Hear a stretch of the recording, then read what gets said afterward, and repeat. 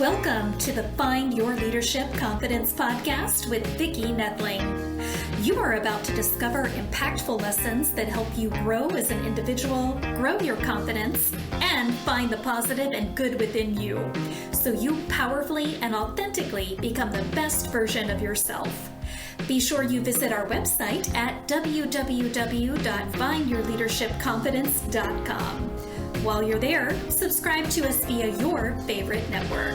Now tune in, get ready, and enjoy the journey of emerging as a leader of exception in the 21st century. Welcome everyone to the Find Your Leadership Confidence podcast. I'm your host, Vicki Nedling, coming to you from Roswell, Georgia. The goal of this podcast is to give you topics and guests that will empower you to take your business or your life to the next level. And my guest today is Davina Ware. And let me tell you a little bit about Davina Ware.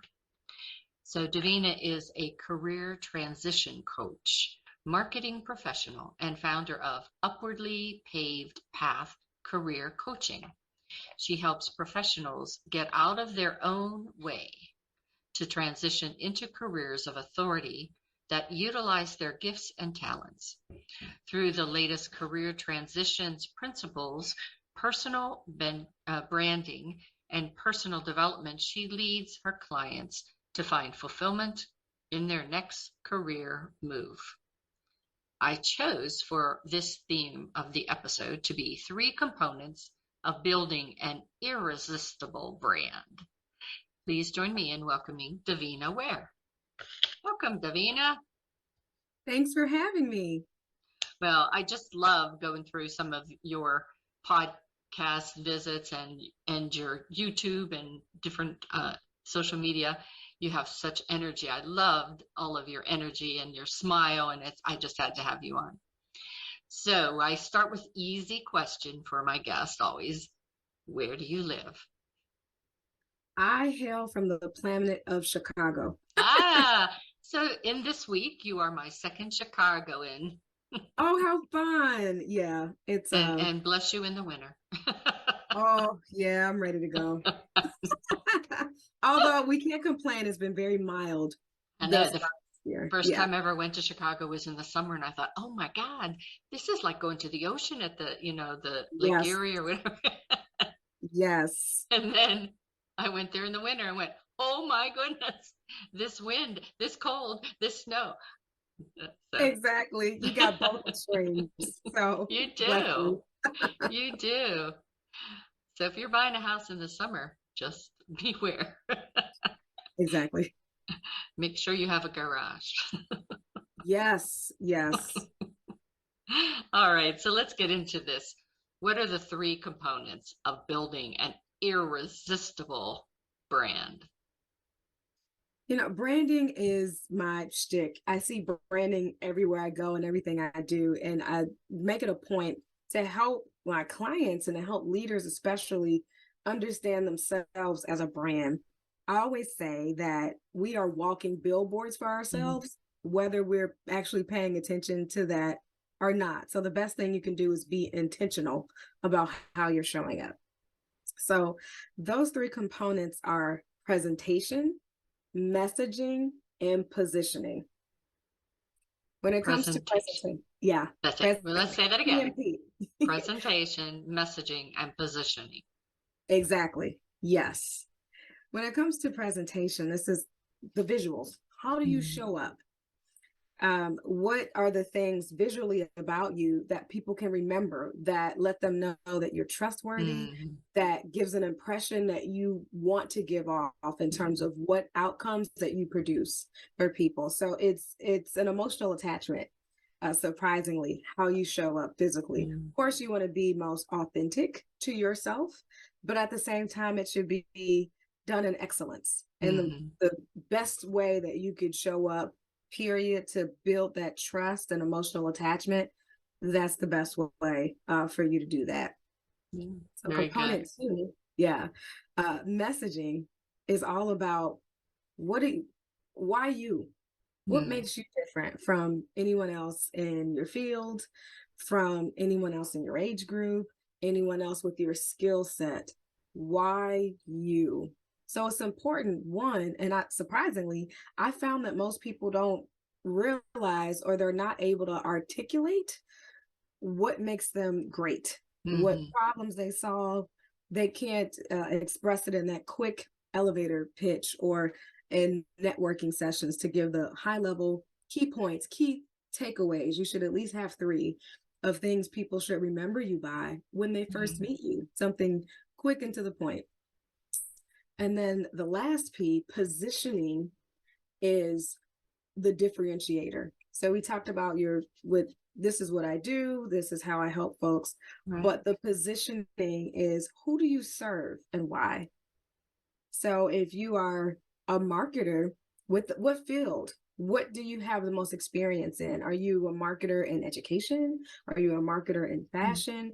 And then what makes you different about how you do your marketing? So is it empathy, which I'm using myself obviously as an example, but it's my superpower. Yeah.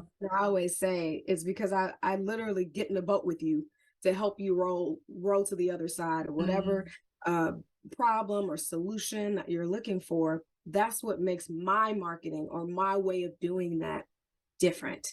So all of those 3 components help you to build a package that allows people to immediately see, okay, we go to this person for X, Y, and Z, and we know that we can expect these results. We know that they're a performer in this.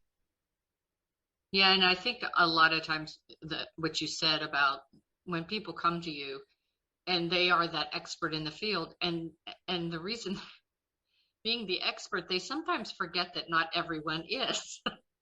And so to try to articulate how they serve that pain, they have to think back when they weren't, or Google other people that have that pain so they can get the words that they don't realize any longer. It's right. How for me, as I help people get comfortable in speaking, I have to think back way back when I didn't want to talk to anyone. I just sat back in the corner. Yeah. And remember how that felt. And as you said, bring in that empathy and that message. So purpose, messaging, and position. Yes. Awesome.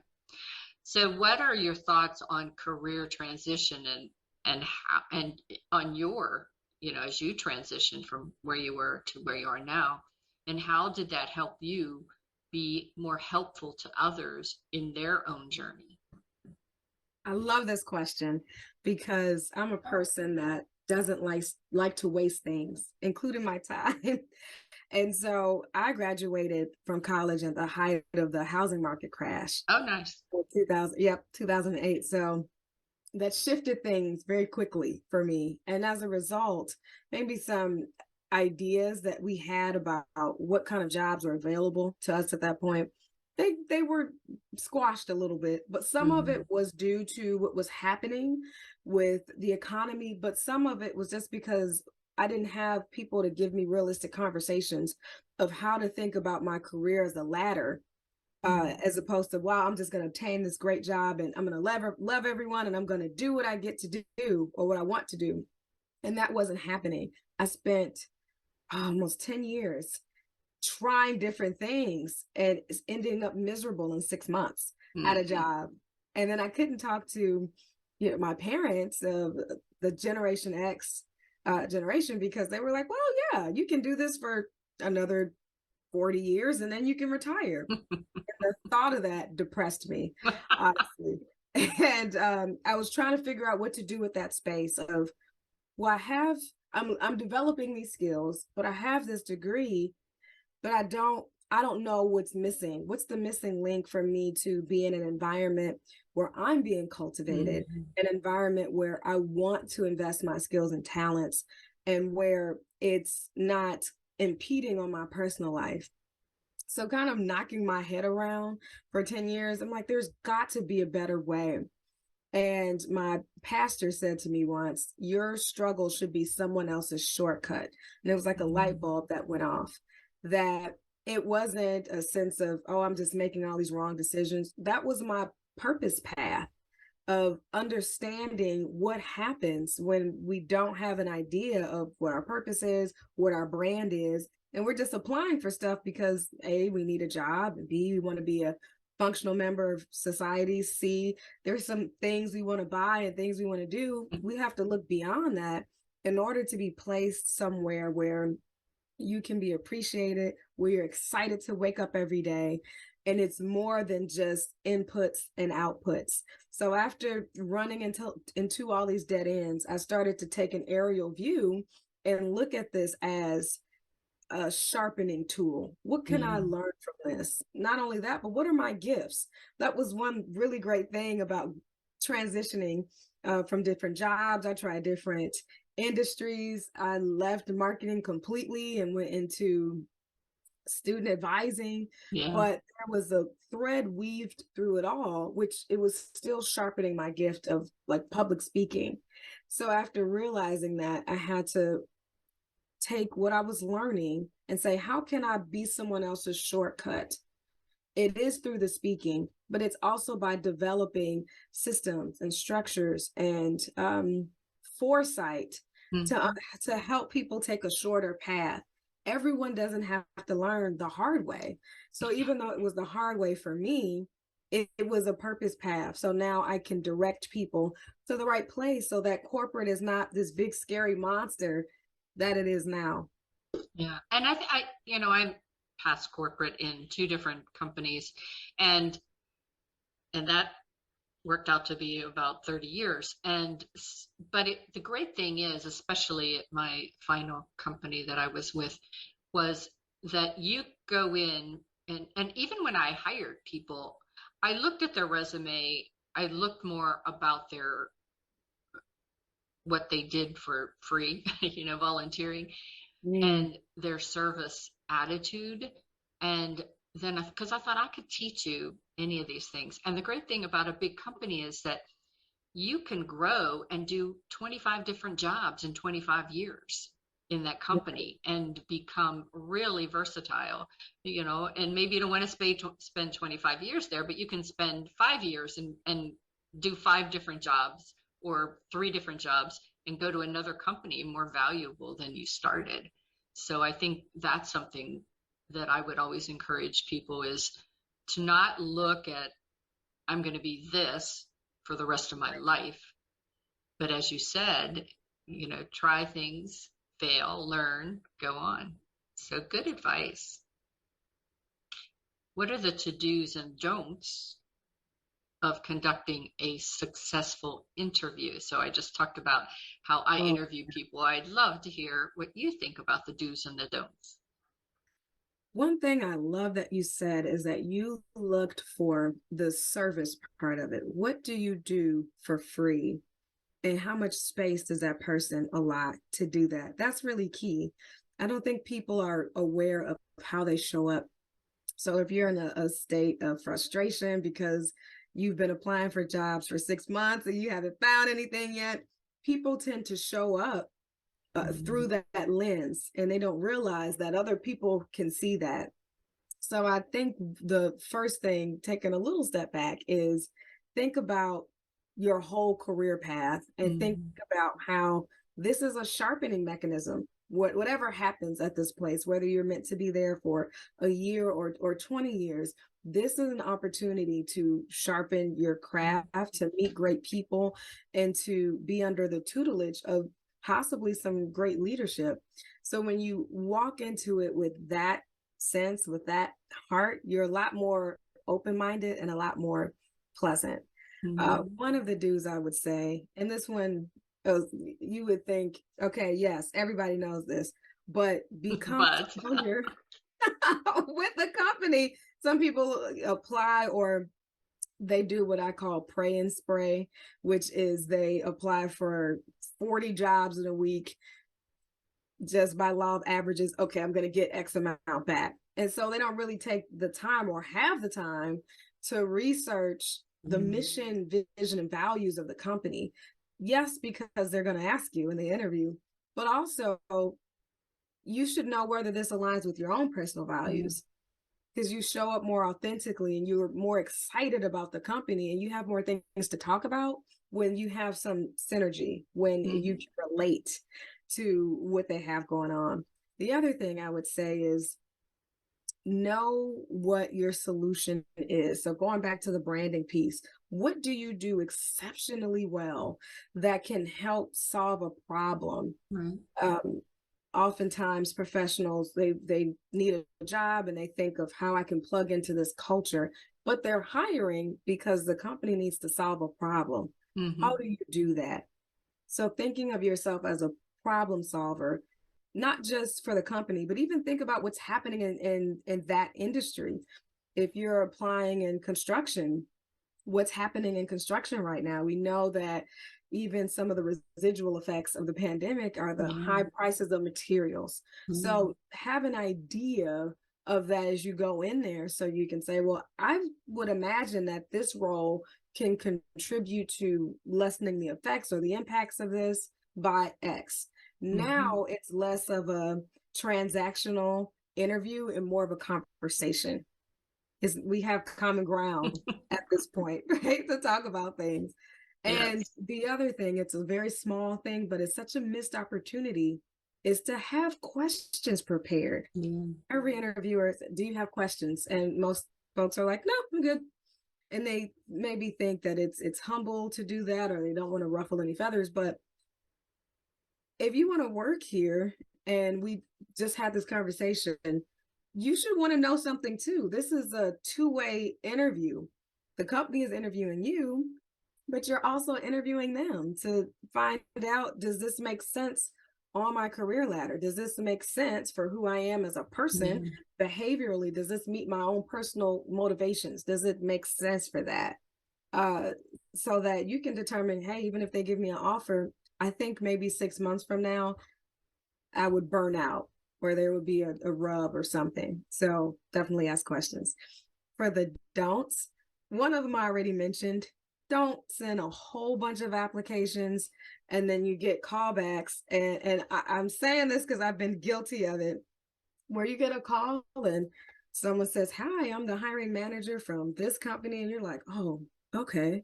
I don't even remember who they are. Right? So now you're feverishly digging through your emails, trying to search for, okay, yes, all right, that's the company. Or you might not. And so you might respond to some things thinking it's another company.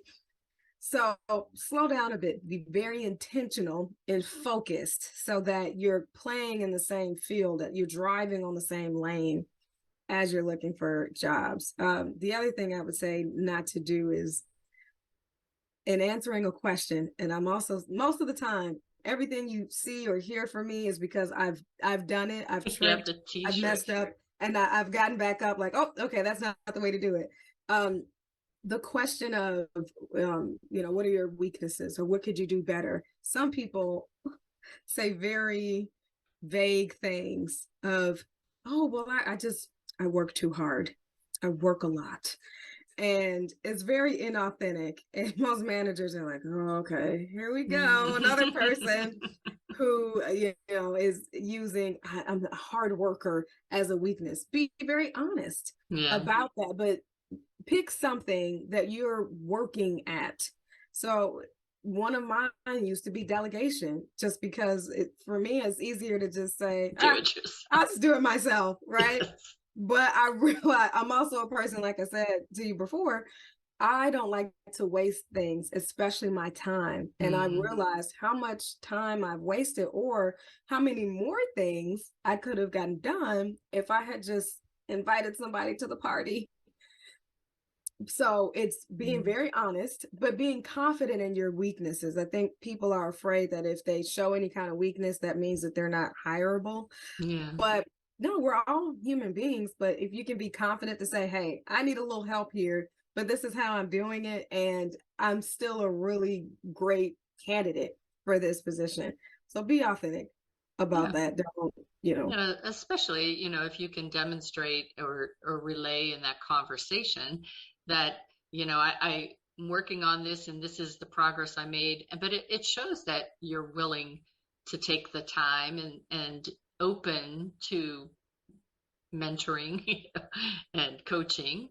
Oh, You don't want somebody that's going to kind of come in and rock the boat and be obstinate or whatever. It's like nobody wants to work with yes. that person. That's key, right? People don't think about that. They think of, oh, I want to be the best I can be. Yes, but it's you as part of a team. Yeah.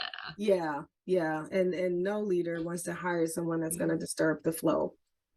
And it's funny, one of the things that you said for the don't, and I was taking it from the interview to social media. So if you walk with me on this journey, because in social media, it is almost like your first application to a job. And so how you show up on social media is key. And, and again, you and I are probably both guilty of this. We invite people to become friends with us on social media or connect with them in LinkedIn.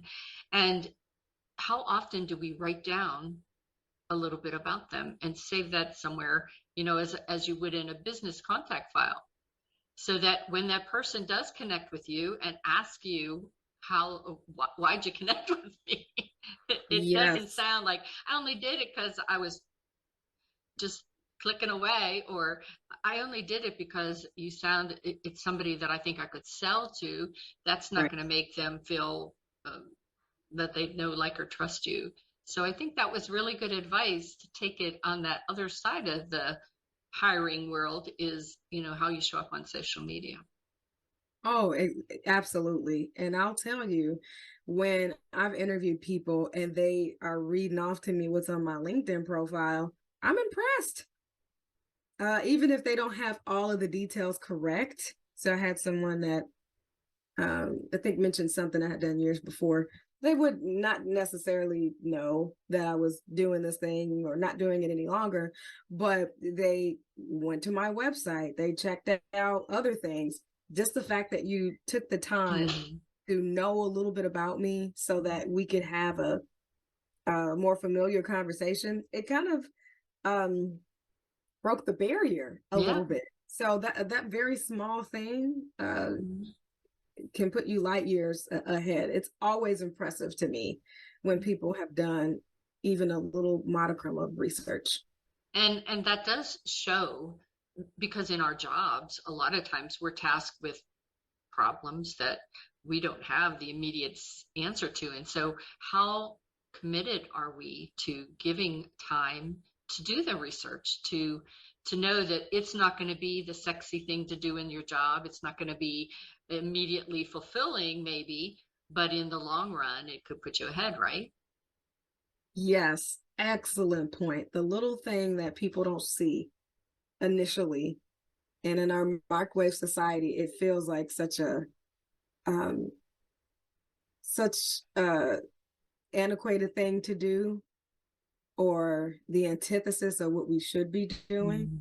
But taking that moment to step back and again do what's not being seen today, it's like a slingshot. And the more you pull back when it's time to release, it's something that'll accelerate you by doing things like that. A little bit of research. Yeah.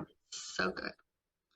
So what are the 4 pillars to achieve consistent success? So I have to back up a little bit as I'm talking about that, as where that came from. And so this is going to be in pillar 1, is defining success for yourself. Social media is great. We get to learn new things, meet new people. I have even met family members from like ancestry and things like that. So it's been really great and a great tool. But we have to take our eyes off of what the world is doing and say, okay, so where did I get that from? Or why am I putting so much pressure on myself to reach this rung? We have to break that down. And then we have to then build that back up to say, okay, from the inside out, what do I deem as successful?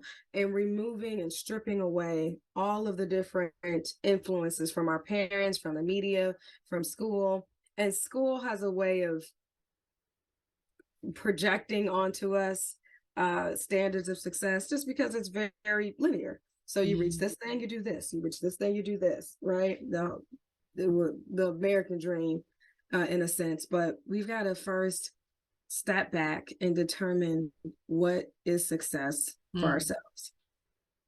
Then from there, we have to build new milestones.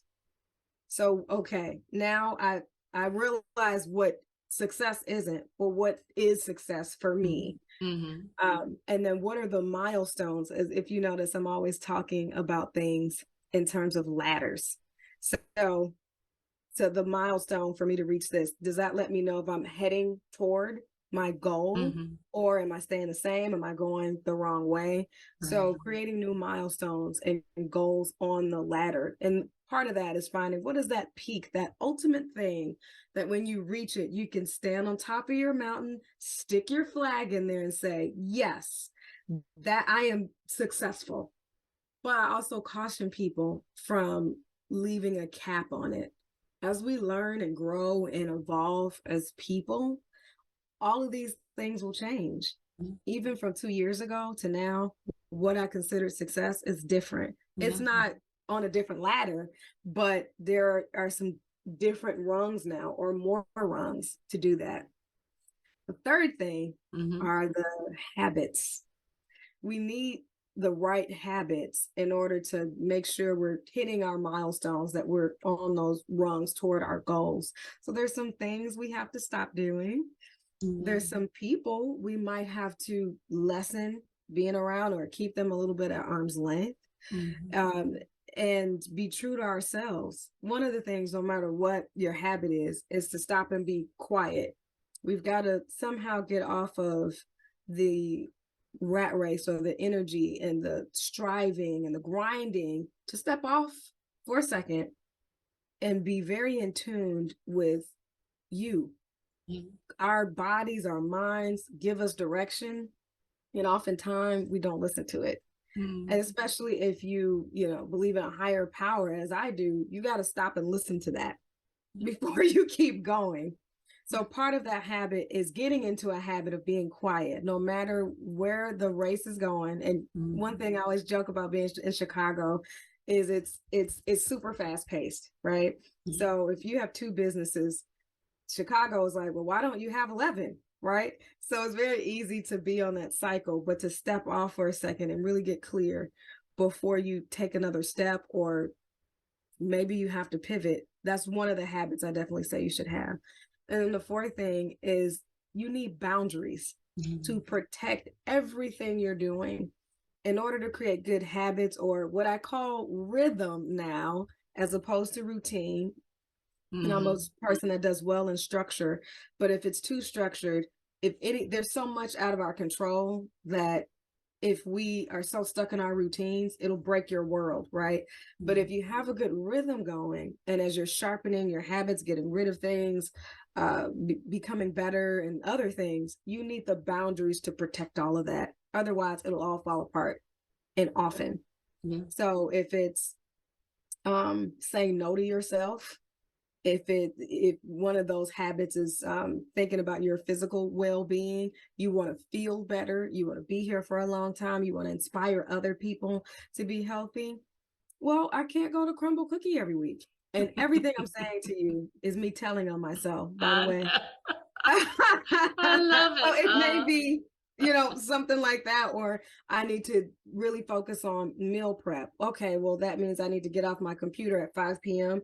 It's a boundary that I've set so that I can grow in my habits, so I can keep my mindset clear towards the goal, and then have that energy to keep going. I could talk about boundaries for years, because they're so important to keep all of the good stuff in that you're harvesting and cultivating, and then allow the bad stuff out that maybe you've picked up along the way, including negative thought patterns and people and all kind of stuff. So and boundaries, as you grow, as you get to one success and then you push yourself out of your comfort zone to get to the next level, those boundaries will change. So the pivoting, the flexibility, Yep. having your mindset where it needs to be to allow you not to stress out and go, fearful of doing that next step that is just natural for you.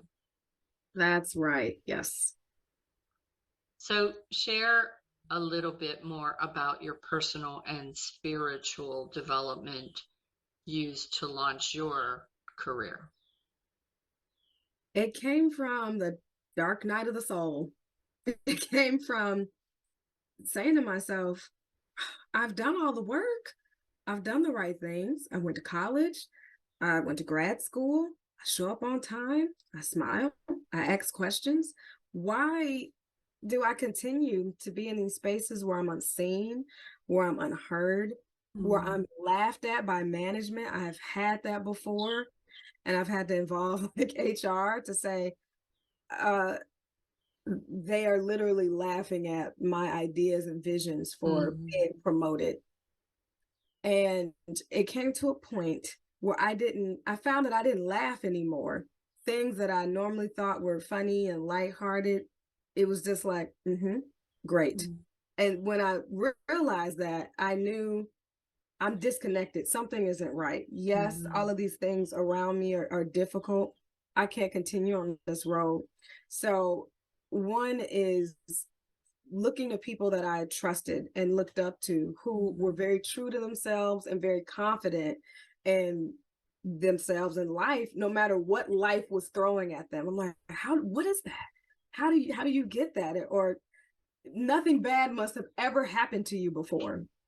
So as I started to press into these relationships and I started to learn, my world crashed yesterday, but you can't see it because I have just such a confidence in myself and I have such a faith in God that I know it's not for naught, but this is an opportunity to completely derail me, or it's an opportunity to be my greatest stepping stone. So it reframed for me the tough things that I was going through. And like I said, I'm a person that doesn't like waste, but it's to a fault. It's to a fault. I have to give myself some grace. But it helped me look at all of the puzzle pieces that were not put together yet and to say, oh, I just need to move this here. Oh, let me move that there. Before you know it, I had a flow and I had a picture that made sense. So part of that was, I'm a very driven person, so it's easy for me to rely on myself, but I had to relinquish a little bit of control to say, I've done the best that I could do.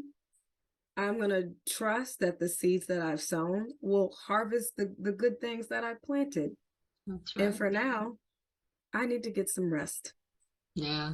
That's very difficult for me. I'm just a highly productive person and I'm always trying to maximize time and all of that. But when you hit a wall, you can say, okay, well, I'm supposed to hit this wall. I'm going to spend time in prayer. I'm going to spend time meditating. I'm going to exchange watching Netflix for listening to positive words or listening to the word or biblical truths.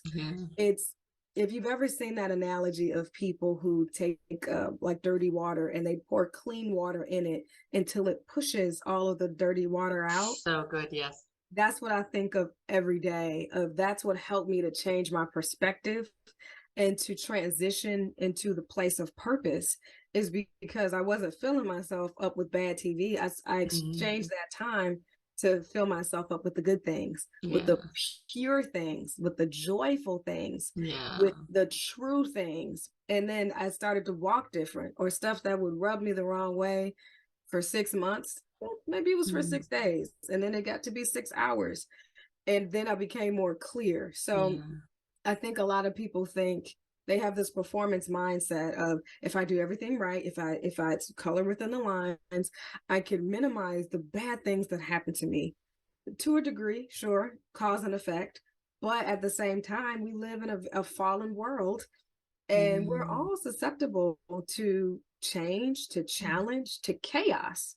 But and how you handle it is the indicator of how high you can rise above it. And so once I figured that out, it just made things a little bit more smooth for me. and a lot more clear and a lot more trusting when, I might be on a step. There's a book I think that's called Just Enough Light for the Step I'm On. Nice. And old Davina would have freaked out, not knowing exactly where my next step is going to be. But today's Davina is like, oh, this place isn't so bad. And I'm sure there's really great things ahead of me on this next step. But let me clean this one up a little bit. Let me appreciate being on this step right now. And I'll look up and be 4 steps ahead and not even notice it because I'm not paying attention to how uncomfortable I am right now, but I'm paying attention to how great the present is, no matter what's happening. Lately, it's almost daily. I wake up and I say, oh, that doesn't bother me anymore. Oh, I fixed the thing that I was thinking about 6 months ago. It's just, you just roll into all of your small wins and all of the steps that you take. At that point, it's not even steps anymore. You're gliding. You're just floating through at that point when you can appreciate the present, when you can give grace to your past and your past mistakes, and you expect the best for the future. It's not even steps anymore. It's just, you just glide. You float through no matter what's happening. That's the whole point of the don't sweat the small stuff, which there you go. A lot of people got to remember that, right?